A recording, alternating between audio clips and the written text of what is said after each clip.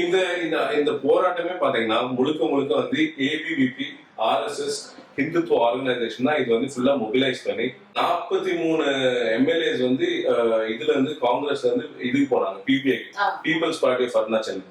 India வந்து ஹிந்து கண்ட்ரியா மாத்தணும் first.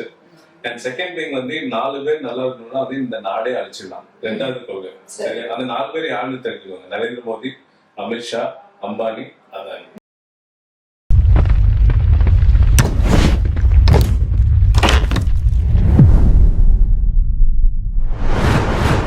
நேயர்கள் அனைவருக்கும் வணக்கம். இப்படிக்கு இவர்கள் யூடியூப் சேனலில் மீண்டும் உங்கள் அனைவரும் சந்திப்பதில் மிக மகிழ்ச்சி.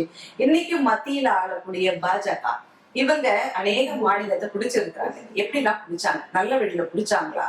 எப்படி இவங்க கைவசம் எப்படி மாநிலங்கள் சிக்கிச்சு அப்படின்றத பத்திலாம் தொடர்ந்து என்னிடையே பேசுவதற்காக காங்கிரஸ் ஆதரவாளர் திரு வெங்கடேஷ் அவர்கள் என்னிடையே இருக்கிறாங்க. வாங்க சார் சந்திக்கலாம். வணக்கம் சார். மீண்டும் சந்திக்கிறது ரொம்ப சந்தோஷம். ஆபரேஷன் லோட்டஸ் இது முக்கியமா இன்னைக்கு பேசக்கூடிய ஒரு டாபிக். அதாவது உங்களை நாங்க சூஸ் பண்ணோம். எந்த வழியில எல்லாம் வந்து இவங்க பிஜேபி வந்து அந்தந்த மாநிலத்தை எப்படி எல்லாம் பிடிச்சாங்க? எந்த நல்ல வழியெல்லாம் போனாங்க? அந்த மாநிலத்தின் கோட்பாடுகள் என்னன்னு புரிஞ்சுட்டாங்க போய் ரூல் பண்ண ஆரம்பிச்சாங்க. அதை பத்தி சொல்லுங்க மேடம். ஆபரேஷன் லோட்டஸ்ன்றது பாத்தீங்கன்னா அவங்க வந்து 2013 பண்ணிட்டு இருக்காங்க. இவங்க ஆபரேஷன் லோட்டஸ்ன்றது என்ன அப்படின்னு கேட்டீங்கன்னா இவங்க வந்து இவங்க 2 முக்கியமான சித்தாந்தங்கள். ஒண்ணு வந்து இந்தியா வந்து ஹிந்து கண்ட்ரியா மாத்தணும் ஃபர்ஸ்ட். அண்ட் செகண்ட் திங் வந்து 4 பேர் நல்லா இருக்கணும்னா அது இந்த நாடே அழிச்சிடலாம். ரெண்டாவது கொள்கை. அந்த 4 பேர் யாருன்னு தெரிஞ்சுக்கோங்க. நரேந்திர மோடி, அமித்ஷா, அம்பானி, அதானி. சோ இவங்களோட ஒரே கொள்கை இதுதான். இந்த ஹிந்து கண்ட்ரியா மாத்தணும், இந்த 4 பேர் நல்லா இருக்கணும். அதனால அவங்க வந்து எந்த எக்ஸ்டென்ட்டுக்கு வேணாலும் போவாங்க. இப்போ இது நம்ம தெரிஞ்சுக்கணும்னா அது நம்ம ரொம்ப பின்னாடி போனோம். இங்கதான் வந்து 2013 நம்ம போனோம். பொலிட்டிக்கல் இன்ஜினியரிங் அப்படின்னு சொல்லிட்டு டேர்ம் யூஸ் பண்ணுவாங்க. பொலிட்டிக்கல் இன்ஜினியரிங் அண்ட் டிஃபெக்ஷன் அப்படின்னு சொல்லி இங்கிலீஷ்ல டேர்ம் யூஸ் பண்ணுவாங்க. இந்த பொலிட்டிக்கல் இன்ஜினியரிங் குள்ள பாத்தீங்கன்னா நிறைய கிளாசிபிகேஷன்ஸ் இருக்கு. சோஷியல் இன்ஜினியரிங், மீடியா இன்ஜினியரிங், அதுக்கப்புறம் இன்ஸ்டிடியூஷனல் இன்ஜினியரிங், கான்ஸ்டிடியூஷனல் இன்ஜினியரிங், இந்த மாதிரி நிறைய விஷயங்கள் இருக்கு. இது என்ன அப்படின்னு கேட்டீங்கன்னா சோஷியல் இன்ஜினியரிங் அப்படின்னு சொன்னீங்கன்னா நீங்க வந்து ஒரு நரேட்டிவ் செட் பண்றது. அதாவது நாடு முழுக்க ஒரு நரேட்டிவ் செட் பண்ணணும். அது நரேட்டிவ்ன்றது அது உண்மையா இருக்கலாம், பொய்யா இருக்கலாம். இப்போ பிஜேபி வந்து பாத்தீங்கன்னா தொடர்ந்து வந்து பொய்யான நரேட்டிவ்ஸ் தான் செட் பண்ணுவாங்க. இவங்க வந்து பாத்தீங்கன்னா அண்ணா ஹசாரே வந்து போராட்டத்தை ஸ்டார்ட் பண்ணாரு. உங்களுக்கு தெரியும்.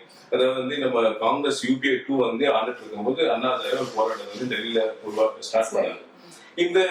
இந்த போராட்டமே பாத்தீங்கன்னா முழுக்க முழுக்க வந்து ஏபிவிபி ஆர்எஸ்எஸ் ஹிந்துத்துவ ஆர்கனைசேஷன் தான் இது வந்து ஃபுல்லா மொபிலைஸ் பண்ணி, அதாவது பீப்புளை மொபிலைஸ் பண்றது, ப்ரொடெஸ்ட் கண்டக்ட் பண்றது, அது ஃபண்டிங் பண்றது எல்லாமே இவங்க தான் பண்ணாங்க. பண்ணி ஒரு நரேட்டிவ் செட் பண்ணாங்க. என்ன நரேட்டிவ் செட் பண்ணாங்கன்னா கரப்ஷன் வந்து தலைவிரிச்சு ஆடுது, இனி வந்து நமக்கு ஒரு சேஞ்ச் வேணும் அப்படின்னு சொல்லிட்டு ஒரு பக்கம் அது உருவாக்காங்க. இன்னொரு பக்கம் பாத்தீங்கன்னா மீடியா மட்டும் இல்ல, மெயின் ஸ்ட்ரீம் மீடியா மட்டும் இல்ல, சோசியல் மீடியா. அப்போ வந்து இந்த டிஜிட்டல் மீடியாஸ் வந்து பாத்தீங்கன்னா அதிகபட்சம் வந்து ஒருத்தவங்க யூஸ் பண்ணிருப்பாங்கன்னா இந்த பிசினஸோ கார்பரேட்ஸோ இண்டிவிஜுவல்ஸோ யூஸ் பண்ணிருக்க மாட்டாங்க. அதிகபட்சம் பிஜேபி தான் வந்து அதுக்கு முன்னோடி. ஃபர்ஸ்ட் வந்து அது வந்து மேக்சிமம் ஆப்டிமைசேஷன் பண்ணது வந்து பிஜேபி. ஒரு பக்கம் வந்து இவங்க இந்த நரேட்டிவை செட் பண்ணி கரப்ஷன் ஒரு நரேட்டிவை செட் பண்ணி இவங்க வந்து அண்ணா ஹசாரே வச்சு போராட்டம் பண்ணிக்கிறாங்க. ரெண்டாவது பக்கம் இவங்க வந்து வாட்ஸ்அப்ல மக்கள்கிட்ட வந்து ஒரு காங்கிரஸ் மேல வந்து ஒரு பேட் இம்ப்ரெஷன்ஸை உருவாக்குனாங்க. மூணாவது வந்து பாத்தீங்கன்னா அந்த மீடியாவை பயன்படுத்தி மோடி கா லஹர், अबकी बार अच्छे दिन आएंगे, अबकी बार मोदी की सरकार, मोदी की लहर, अच्छे दिन आएंगे. அதாவது வந்து இதுக்கப்புறம் வந்து மோதியோட சர்க்கார், அதாவது மோதியோட அலை வீசுது, அதுக்கப்புறம் வந்து இதுக்கப்புறம் வர நாட்கள் வந்து நல்ல நாட்கள் அப்படின்னு சொல்லிட்டு செட் பண்றாங்க. செட் பண்ணிட்டு இது வந்து ராம்தேவ் பாபான்னு ஒருத்தர் இருந்தார். அவரு கூட பாத்தீங்கன்னா விலைவாசி ஏறி போச்சு, கரப்ஷன் உச்சத்துல இருக்கு, இதெல்லாம் சொல்லி ஒரு இன்ஜினியரிங், இது வந்து ஒரு சோஷியல் இன்ஜினியரிங், மீடியா இன்ஜினியரிங் பண்ணாங்க. மீடியாவுக்கு ஏகப்பட்ட பணம் வந்து பம்ப் பண்ணாங்க. த்ரூ அதானி மற்ற கம்பெனிஸ் வச்சு பம்ப் பண்ணாங்க. அண்ட் அதுக்கப்புறம் வந்து இது வந்து திருப்பி சொல்லுவாங்க, பொய்யை மறுபடியும் சொல்லும்போது உண்மையாயிரம் சொல்லுவாங்க. இங்க இந்த கேஸ் அதுதான் ஆச்சு. தொடர்ந்து பொய்யை சொல்லிட்டே இருந்தாங்க. சொல்லி அது உண்மை மாதிரி ஒரு பிம்பத்தை வந்து கட்டமைச்சு 2014 எலெக்ஷன் அந்த கவர்மெண்ட்டை பிடிச்சாங்க. இது நடந்தது. அதுக்கப்புறம் இவங்க சொன்ன கரப்ஷன்லாம் என்ன ஆச்சு? எத்தனை பேருக்கு வந்து இவங்க வந்து ட்ரையல் பண்ணி ஹியரிங் பண்ணி எத்தனை பேர் வந்து இவங்க கன்விக்ஷன் ப்ரூவ் பண்ணாங்க? எத்தனை பேர் வந்து கில்ட்டி ப்ரூவ் ஆனாங்க? ஒண்ணுமே இல்லை. ஐடியா என்னன்னா வந்து சோஷியல் இன்ஜினியரிங், மீடியா இன்ஜினியரிங் வச்சு அவங்க வந்து ஆட்சியை பிடிக்கணும். அவ்வளவுதான். இது பண்ணாங்க. அவங்க கையில பவர் வந்துச்சு. இதுக்கப்புறம் தான் வந்து இந்த திருவிழா ஆரம்பிச்சது. என்ன அப்படின்னு கேட்டா டிஃபெக்ஷன்ன்றது என்ன அப்படின்னு பாத்தீங்கன்னா டிஃபெக்ஷன்ன்றது இன்ஸ்டிடியூஷனல் பாடிஸ், கான்ஸ்டிடியூஷனல் பாடிஸ் எல்லாம் வந்து அவங்களுக்கு ஏற்ற மாதிரி பயன்படுத்துது. அது எலக்டோரல் இன்ஜினியரிங்கும் சொல்லுவோம். ஏன்னா வந்து இன்ஸ்டிடியூஷனல் பாடின்றது சிபிஐ, என்ஃபோர்ஸ்மெண்ட் டைரக்டரேட், ஐடி, அதுக்கப்புறம் வந்து பாத்தீங்கன்னா சுப்ரீம் கோர்ட், இதெல்லாம் வந்து இண்டிபெண்டன்ட் கான்ஸ்டிடியூஷனல் பாடிஸ். இவங்களாம் பாத்தீங்கன்னா இன்ஸ்டிடியூஷனல் கான்ஸ்டிடியூஷனல் பாடிஸ் வந்து அவங்களுக்கு ஏற்ற மாதிரி அவங்க பயன்படுத்திப்பாங்க. ஃபார் எக்ஸாம்பிள் 2015 பாத்தீங்கன்னா அருணாச்சல் பிரதேஷ்ல வந்து 60 சீட் இருக்கு. 60 சீட்ல பாத்தீங்கன்னா இவங்க வந்து அங்க லீகல் ப்ரெஷரை கிரியேட் பண்ணி ஹார்ஸ் ட்ரைனிங், அதாவது வந்து குதிரை பேரும் பண்ணி அவங்களுக்கு வந்து இந்த லுக்ரேட்டிவ் ஆஃபர்ஸ் கொடுத்து என்ன பண்ணாங்க, 43 எம்எல்ஏஸ் வந்து இதுல இருந்து காங்கிரஸ் வந்து இதுக்கு போனாங்க, PPI, people's party of Arunachal. அங்க இருந்து 33 பேர் வந்து இதுக்கு போனாங்க, பிஜேபி. இந்த இதுல இருந்தது எலெக்ஷன்ல கண்டெஸ்ட் பண்ண, எலெக்ஷன்ல ஜெயிக்கவே இல்லை. இவங்களுக்கு அங்க ஓட்டு இதுவே இல்லை, எம்எல்ஏ சீட்ஸே இல்லை. அவங்க வந்து அங்க ஆட்சி அமைச்சாங்க. அப்போ மக்கள் வந்து ஓட்டு யாருக்கு போட்டாங்க, அங்க இருக்கிற காங்கிரஸ் பார்ட்டிக்கு ஓட்டு போட்டாங்க. அப்போ காங்கிரஸ் பார்ட்டிக்கு ஓட்டு போடுறாங்கன்னா அந்த சின்னத்துக்கு ஓட்டு போட்டிருக்காங்க. சின்ன எதுக்காக போடுறாங்க, அவங்களுக்கு வந்து அளவுக்கு அதிகமான நம்பிக்கை இருக்கு அந்த பார்ட்டி மேல இருக்க நம்பிக்கையில தான் அதை ஓட்டு போடுறாங்க. அப்போ வந்து எந்த அளவுக்கு வந்து இந்த சூழ்ச்சியை பண்ணி அவங்க வந்து அந்த ஆட்சியை பிடிச்சிருப்பாங்க. இது ஒரு இடம். ரெண்டாவது இடம் பாத்தீங்கன்னா வந்து நம்ம இது என்னது, கர்நாடகால பாத்தீங்கன்னா நீங்க வந்து 2017 வந்து நம்ம 18 வந்து காங்கிரஸ் வந்து ஜேடிஎஸ், அதாவது வந்து நம்ம குமாரசாமி தேவகவுடா கூட வந்து ஒரு கூட்டணி ஆட்சி அமைக்கிறாங்க. இது ஆட்சி அமைச்சதுக்கு அப்புறம் ஒரு வருஷத்துக்குள்ளே என்ன பண்றாங்க, 17 காங்கிரஸ் எம்எல்ஏஸ் வந்து இங்கிருந்து வந்து அவங்க வந்து வெளியே எடுத்து 2 எம்எல்ஏஸ் வந்து ஜேடிஎஸ் வந்து எடுத்து 19 பேர் வந்து குஜராத்ல வச்சிருந்துட்டு அதுக்கப்புறம் வந்து மோஷன் கான்ஃபிடன்ஸ் பாஸ் பண்ணி அங்க வந்து ஆட்சி அமைச்சாங்க. அங்க கூட அவங்க வந்து எதுவுமே கண்டெஸ்ட் அவங்களுக்காக ஓட்டு போடல, மக்களுக்கு அவங்க ஓட்டு போடல. இவங்க நேஷனல் டெமோக்ராட்டிக் அலையன்ஸ் சொல்றாங்க, அதாவது வந்து தேசிய ஜனநாயக கூட்டணின்னு சொல்றாங்க. இங்க ஜனநாயகம் எங்க இருக்கு, மக்கள் யாருக்கு ஓட்டு போடுறாங்க, மக்கள் வந்து காங்கிரஸ் ஓட்டு போட்டாங்க, ஜேடிஎஸ் ஓட்டு போட்டாங்க. உங்களுக்கு வந்து தனிப்பெரும்பான்மை இல்ல. அப்ப நீங்க வந்து மக்களோட ஓட்டு, மக்கள் வந்து ஒரு பார்ட்டிக்கு ஓட் பண்ணா அந்த பார்ட்டில இருந்து நீங்க எம்எல்ஏஸ் தேடி நீங்க வந்து ஆட்சிக்கு வந்துருவீங்க. இது இங்க நடந்தது. இதே நீங்க வந்து மகாராஷ்டிரா போங்க.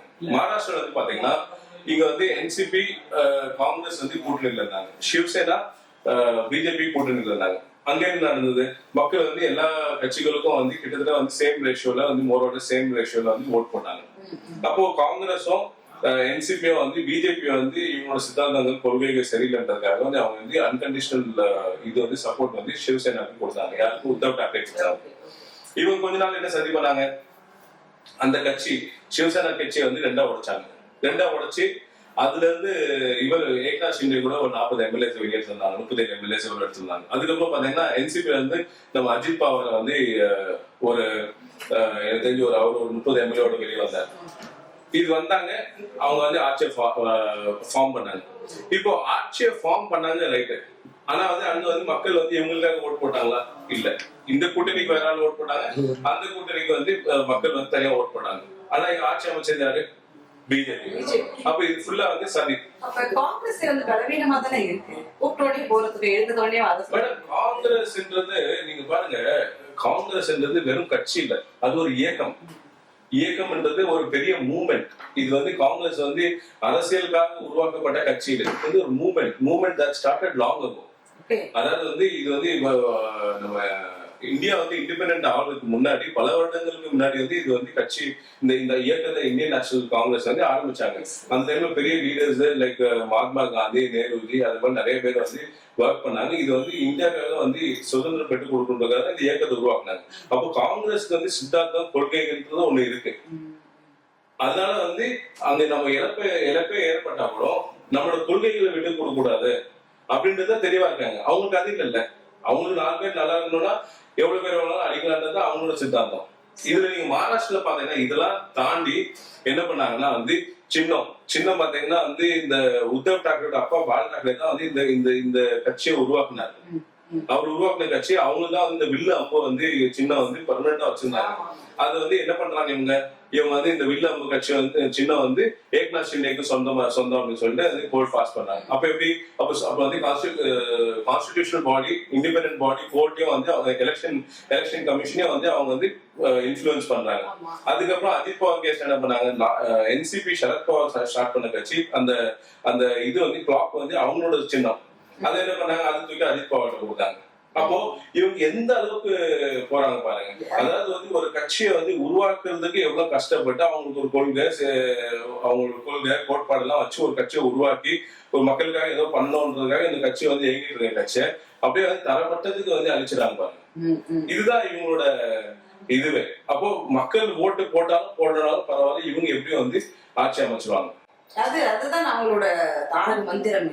நீங்க எனக்கு ஓட்டு போட தேவையில்லை, ஏன்னா நாங்க பாத்துக்கிறோம், நீங்க ஓட்டே போட வேணாம், நாங்க பாத்துக்கிறோம் அப்படின்றாங்க. இது வந்து இங்க நிக்கல. இது வந்து இதெல்லாம் தாண்டி நீங்க பாத்தீங்கன்னா இவங்க வந்து NEDA அப்படின்னு சொல்லிட்டு ஒரு கூட்டணி உருவாக்குனாங்க, நார்த் ஈஸ்ட் டெமோக்ராட்டிக் அலையன்ஸ். NDAன்றது இது நேஷனல் டெமோக்ராட்டிக் அலையன்ஸ், இது வந்து நார்த் ஈஸ்ட் டெமோக்ராட்டிக் அலையன்ஸ். இதோட மொத்த பிளானே ஆபரேஷன் என்னன்னா, எல்லா நார்த் ஈஸ்ட் ஸ்டேட்டையும் வந்து இவங்க வந்து இந்த மாதிரி இல்லீகலா அன்லாஃபுல்லா வந்து நம்ம வந்து ஆட்சி அமைக்கணும்ன்றது அதுதான் அவங்களோட ஐடியா. நீங்க பாத்தீங்கன்னா ஹிமந்த குமார் பிஸ்வா அப்படின்னு சொல்லி இப்போ வந்து கரண்ட் அசாம் சீஃப் மினிஸ்டர் இருக்காரு. இவர் பாத்தீங்கன்னா ஒரு கட்டத்துல வந்து காங்கிரஸ் இருந்தவர். அந்த டைம்ல தருண் கோகோய்னு சொல்லிட்டு பிரசிடென்ட் இருந்தார், சாரி சீஃப் மினிஸ்டர் இருந்தாரு. அப்போ வந்து அவர் அந்த கேபினெட்ல இருக்காரு. இவரை வந்து ப்ரெஷர் பண்ணி இவர் வெளியே கொண்டது இல்லாம இவர் கூட வந்து கிட்டத்தட்ட ஒரு 9 MLA வெளியே போனாங்க. அதுக்கப்புறம் வந்து அசாம்ல வந்து அவங்க வந்து ஆட்சி அமைச்சாங்க, யாரு, பிஜேபி. இது இல்லாம வந்து பாத்தீங்கன்னா சிக்கிம் டெமோக்ராட்டிக் ஃப்ரண்ட், சிக்கிம் ஸ்டேட்ல பாத்தீங்கன்னா 13 MLAs 12 MLAs வந்து இவங்க வந்து பிஜேபி டிஃபெக்ட் பண்ணி எடுத்தாங்க. இதுல வந்து சிக்கிம் டெமோக்ராட்டிக் ஃப்ரண்ட்ல இருந்து எடுத்து பிரதான எதிர்க்க வச்சாங்க. அங்க அவங்களுக்கு ஒரே ஒரு சீட் கூட இல்லை, ஆனா வந்து 11 பேரை எடுத்து இவங்க வந்து பிரதான எதிர்க்க வச்சாங்க. அவங்களுக்கு அங்க வந்து பேஸே இல்லாத இடத்துல இவங்க பிரதான எதிர்க்க வச்சாங்க. அதுக்கப்புறம் பாத்தீங்கன்னா ரிசல்ட் பாத்தீங்கன்னா 2024 எலெக்ஷன்ல பாத்தீங்கன்னா ஒரு சீட் கூட ஜெயிக்கல. இதுதான் ஃபேக்ட். அப்போ எந்த அளவுக்கு வந்து அவங்கள்ட்ட இருக்கிற பவர் எல்லாம் வந்து எப்படிலாம் மிஸ்யூஸ் பண்ணலாம் அப்படின்றத முழுக்க மிஸ்யூஸ் பண்ண தெரிஞ்சவங்க வந்து பிஜேபி. அது அவங்களுக்கு வந்து ஒரு குற்ற உணர்வு, மனசாட்சி அப்படின்றதுலாம் ஒண்ணுமே இல்லை. மனசாட்சின்றதுலாம் ஒண்ணுமே இல்லை, எல்லாமே பண்ணுவாங்க டு எனி எக்ஸ்டென்ட். அதுதான் இப்ப அங்கெல்லாம் போயிட்டு இப்ப இங்க வந்து வர ஆரம்பிச்சிருக்காங்க. சவுத் இந்தியா பக்கமா வந்து இங்க ரூல் பண்ணலாம் பாக்குறாங்க. அதுக்கு நாங்க விடாம பாத்துட்டு இருக்கோம். 2024 லோக்சபா எலெக்ஷனுக்கு முன்னாடி வந்து இவங்க ப்ரெடிக்ட் பண்ணும்போது இவங்களுக்கு நல்லா தெரியும், இவங்க வந்து நிறைய சீட்ஸ் இழக்க போறாங்க, இவங்களுக்கு தனி மெஜாரிட்டி வராதுன்றது அவங்க வந்து இந்த கணிப்புல வந்து அனலைஸ் பண்ணி கண்டுபிடிச்சிட்டாங்க. அந்த டைம்ல இவங்களுக்கு என்ன பண்றது தெரியாம என்னெல்லாம் பண்ணாங்கன்னு பாருங்க. 2023 வந்து நம்ம இவர் காங்கிரஸ் பேருக்கிறோட தலைவர் அப்போ வந்து ராகுல் காந்தி, அவர் வந்து என்ன பண்றாரு, எல்லா மோதியும் இப்படிதானா அப்படின்னு கேட்கிறாரு. அவர் கேட்டது என்ன தப்புன்னு கேட்கிறாரு. லலித் மோதி வந்து இருந்தாரு, அவர் வந்து கிரிக்கெட்ல வந்து 6 வருஷம் வந்து ஊழல் பண்ணாரு, அவர் வந்து அனுப்பிச்சிருக்காரு. நீங்க ராஜ மரியாதை கூட அனுப்புனீங்க. நீரவ் மோதி வந்து பேங்க் இஷ்யூல இவ்வளவு பெரிய ஸ்கேம் பண்ணாரு, அவரும் மோதி தானே பண்ணாரு. இவர் இருந்து என்னெல்லாம் பண்ணிட்டு இருக்காரு, அதுல அவர் சொன்னது என்ன தப்பு இருக்கு? அது இயல்பா வந்து ஒரு அரசியல் ரீதியா வந்து ஒருத்தருக்கு வந்து இந்த கன்ஸ்ட்ரக்டிவ் கிரிட்டிசிசம் பண்ணணும். கன்ஸ்ட்ரக்டிவ் கிரிட்டிசிசம்ன்றது விமர்சனம்ன்றது ஒரு நியாயமா ஒரு கௌரவமான விமர்சனம் பண்ணணும். அதுல என்ன தவறு இருக்கு? அப்ப நீங்க வந்து எவ்வளவு ஒருத்தர் டம்மி கேண்டிடேட் போட்டு அவங்க வந்து பெட்டிஷன் ஃபைல் பண்ணாச்சு, அவரோட வயநாடு பார்லிமெண்ட் வந்து அவர் டிஸ்குவாலிஃபை பண்ணாங்க. மார்ச் 2023 டிஸ்குவாலிஃபை பண்ணாங்க. அதுக்கப்புறம் சுப்ரீம் கோர்ட்ல வந்ததுக்கப்புறம் அதை காஷ் பண்ணி ஆகஸ்ட் 2023 அகைன் வந்து அவர் வந்து இதானார். இது மட்டும் இல்ல, நீங்க வந்து பாருங்க, டெல்லியில போங்க. டெல்லியில வந்து பாத்தீங்கன்னா அரவிந்த் கெஜ்ரிவால சம்பந்தமே இல்லாம லிக்கர் ஸ்கேம்ல வந்து உள்ள கொண்டாங்க. அவர் வந்து அரெஸ்ட் பண்றீங்க. நீங்க லிக்கர் ஸ்கேம் இருக்கு, மணிஷ் சிசோடியா வந்து சஞ்சயும் மணிஷ் சிசோடியா வந்து ரொம்ப நேரம் உள்ள இருக்காங்க. நீங்க ஒரு கேஸ வந்து நீங்க வந்து இது பண்றீங்க, அதாவது வந்து ப்ராசிக்யூட் பண்ண போறீங்க, இல்ல வந்து இந்த கேஸ் வந்து நீங்க வந்து ஹியரிங் ட்ரையலுக்கு எடுக்கிறீங்கன்னா why specifically before the elections? நீங்க ஹேமந்த் சோரன் வந்து ஜார்க்கண்ட்ல பாத்தீங்கன்னா அவர் வந்து அரெஸ்ட் பண்ணாங்க, லேண்ட் ஸ்கேம் சொல்லி அரெஸ்ட் பண்ணாங்க. வெஸ்ட் பெங்கால்ல பாருங்க, நம்ம இவர் அபிஷேக் பானர்ஜி வந்து இந்த ஹெலிகாப்டர் ரேடு அது பண்ணாங்க. அதுக்கப்புறம் வந்து டிகே சிவகுமார் அங்க இருக்க அந்த 47 MLA கொண்டு வந்து இங்க இதுல என்னது கர்நாடகால வச்சு அவர் சேஃபா பாத்துட்டு இருந்தாரு.